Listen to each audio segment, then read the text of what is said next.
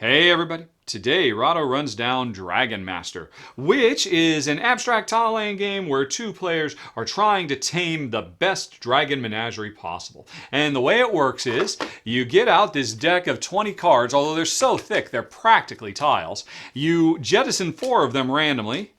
3, 4. And then you split the rest amongst the players.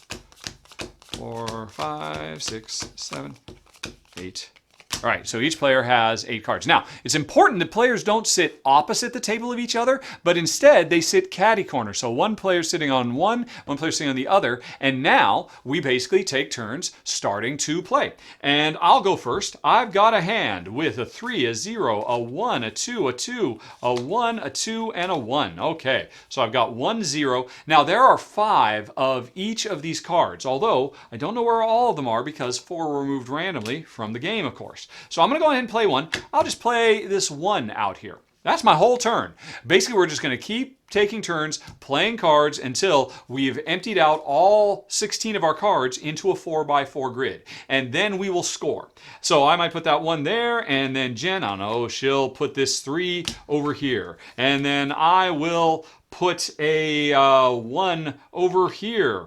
And then Jen will put... or she'll put a 1 right there. And then I'll put a 3 right here, let's say. And then Jen might put a 2 over here. And the game keeps going like this. I'm just going to go on ahead and make a random finalize without any thought to strategy so I can explain how the end scoring works. Although the strategy is hugely important. There's a lot to think about with these placements, especially as the game goes on and you try to guess what cards does my opponent still have, which cards were removed. At the end of the game, your tally is going to be your worst menagerie. I've got 4 columns in front of me. Jen over here has 4 columns in front of her.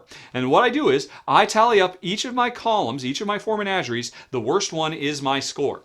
So, as you might imagine, the tally over here is 3, 4, 5, 6. I've got a score of 6 right here. That might be my worst. Over here, it's a little different. You'd think I have 3, 4, 5.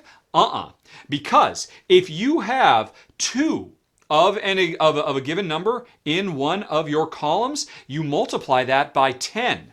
So this isn't 2. Or I'm sorry, or you multiply, this isn't 2 points. Instead, this is 1, because they're 1s, times 10.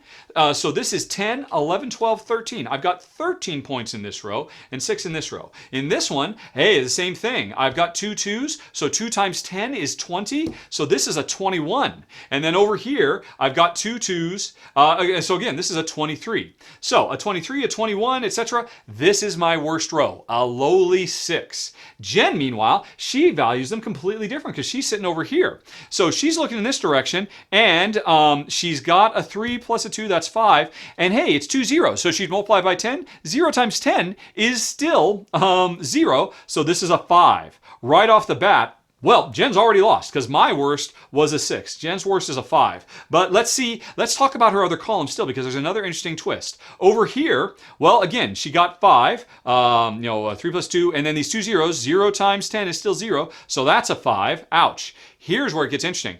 In this column, from Jen's perspective, she has 3 1s. Remember, if you have 2 1s, if you have 2 of a given thing, you multiply it by 10.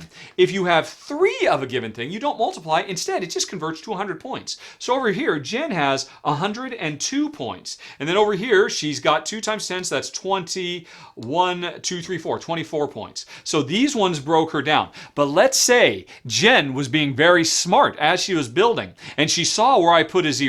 And then she saw where I put another 0 because I was trying to make a really weak column for her right here. And unbeknownst to me, Jen had a 0. So she waited for me to put those columns, or these over here, thinking I was going to make a really weak turn for her, one that would lose her the game. She puts the third 0, and suddenly this goes from being worth 3 plus 0 to 3 plus 100. And this is a 103-point row. And this is a 23-point row. And this is a 102-point row. And this is a 24-point row. Just for these 2 cards being in a different place, Jen went from having a two rows that were crappy 5s into rows that had 100s and 20s and stuff like that. And Jen has probably completely won because my weakest one over here is still, because there's no doubles or triples over here, 3, 4, 5, 6. Just these two cards in a different layout radically change the outcome. And that is the genius of Dragon Master. This is a very clever little abstract game. You'll play a game in 5-10 minutes at the most. It's so fast, in fact, that it comes with these little dragon tokens you can use to be, best 2 out of 3, or first to 2 wins kind of a thing. Very, very sharp, really clever, and surprisingly thinky.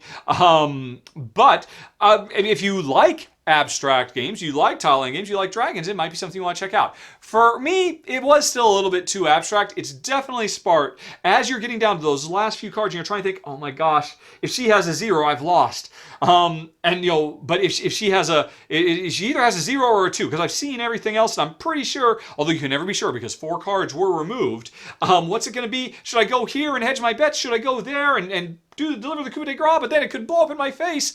Very sharp, very clever, very fast, fun little family abstract tile laying game, Dragon Master. And that is the rundown, folks. Thanks for watching. Have a very, very nice day. Talk to you later. So long. Bye-bye.